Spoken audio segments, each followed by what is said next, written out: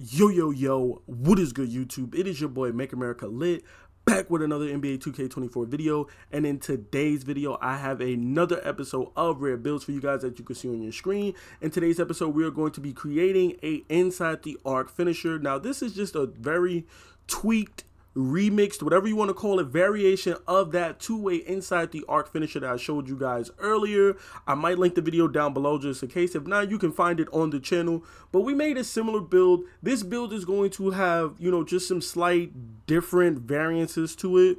So be sure to look at that build and then look at this build and then decide which one you want to go with. Again, we went center, but you can't make this build at power forward. I went 6'11", which is just a 1 inch taller than the two-way Inside the Arc finisher that we made before.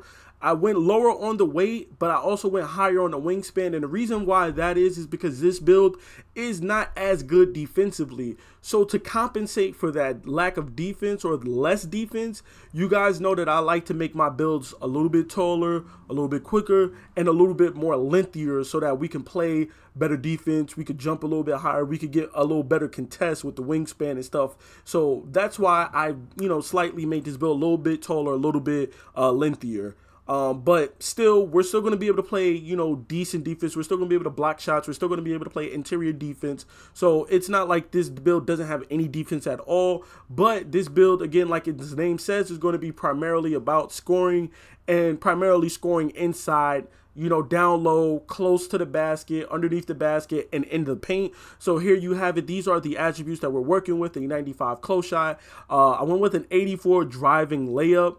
And as you can see, the reason why I went that threshold for that 84 driving layup, just so that we could get those extra badges. We're going to get Hall of Fame Scooper. We're going to get Gold Bunny and Acrobat, which is going to be amazing for, people who like to play in the paint, who like to drive. We're going to have a 74 driving dunk, so we're going to reach that threshold for bronze posterized, as you can see. That's why I made sure I got that 74. Or that 73, I should say. It's not going to change anything else on this build, as far as driving or dunking is concerned. But that 74 will get us bronze posterizer. And that bronze posterizer with gold precision dunker is going to go crazy. Okay, when you're using that dunk meter, even with just bronze posterizer, you're going to get a lot of dunks, and you're going to be able to finish in traffic a lot. A 90 standing dunk, as you can see, is going to give us all of these gold badges that affect standing dunk, which is why we're going to have gold precision dunker. Instead of going for it with driving dunk, we'll be able to get it with standing dunk. Gold aerial wizard, gold rise up, and gold fast twitch, meaning we're going to be able to put stuff up in the paint, and we're going to be able to dunk consistently in the paint and catch oops down there. 92 post control. Now, usually I would try to reach like a threshold of like an 85 or a 90 for post control, but you want to kind of go to 92. If you have a build and you're going for like a 90 post control, 87, somewhere around there, which is what post scorers usually try to, meet, if you want to post up and score out of the post, I would, really, encourage you guys to try to at least get that 92 post control, because when you hit 92, you are going to get that gold unpluckable right there, as you can see.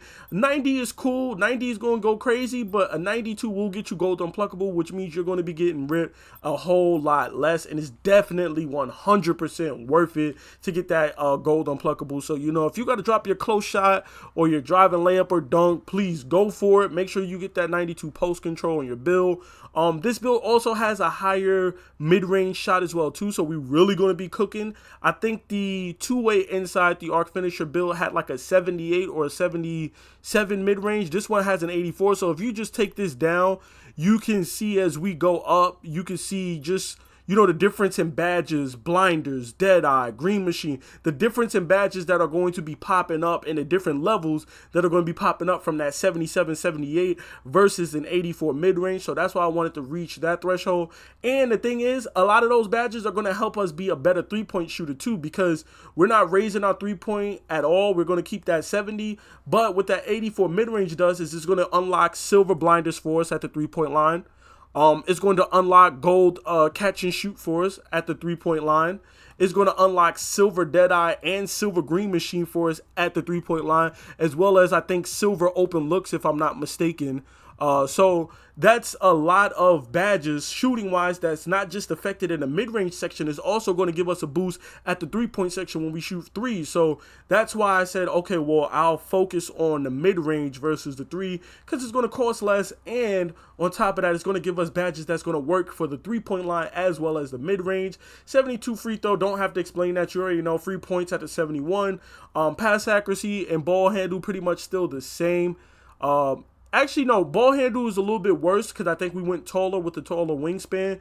So I think that build had a 75 ball handle. This one is going to have a 70, which is still going to be decent enough to dribble the ball, especially with a gold unpluckable on your build and bronze handles for days. You're going to be able to dribble the ball, not worry about getting picked left and right. And then, like I said, defensively, this build is a lot worse defensively. We're looking at an 80 interior defense compared to that 94. And then we're looking at a 78 block compared to, I think it had like an 85 block. So, you know, this build, bronze anchor and silver chase down artist, not as good defensively. And then we're going to have a 60 defensive rebound versus, I think, a 65 that other build had. So, again, just not as good defensively as that build, but still decent enough where you aren't going to just absolutely get torched in the paint. 69 speed, 59 acceleration because we are a little bit taller. 90 strength on this build compared to the 70 or 69 that the other build had. So this build is stronger, which means you are going to be able to have stuff like brick wall and bulldozer, back down punisher, Hall of Fame fearless finisher, and gold immovable enforcer. So you are going to be a much better defender on this build. Even though you don't have the defensive attributes as that other defensive build, you are going to see that you have, you know, bronze post lockdown, gold movable enforcer, you know, gold brick wall, bronze box out. You're going to see that you do have the badges at least needed to play really good defense. And then finally, we went with an 80 vertical just so we could get those chase down blocks and those rebounds, because like I said, you know, our rebounding isn't going to be as good, but with the positioning and the strength and the vertical that we have, we are still going to be able to box people out. We're still going to be able to put ourselves in good position. And with the 90 strength, we're still going to be able to muscle and swim people to get those rebounds. So we're not too much concerned. And then finally, we finished up with a 97 stamina, which is going to give us bronze handles for days and silver workhorse. And then, of course, when we create our build, we'll see the shades of, which is what, Suns, Magic, Bulls, I'm guessing Vucevic, Ayton, of course, and Wendell Carter, yeah, Vucevic. And then when we create our build, you see that we have created an inside the arc finisher. So there you have it. This is my inside the arc finisher build for NBA 2K24. It's been your boy, Make America Lit. Please be sure to drop a like, comment, and subscribe for more NBA 2K24 content. And, of course, more rare builds. I'm out, guys. Peace.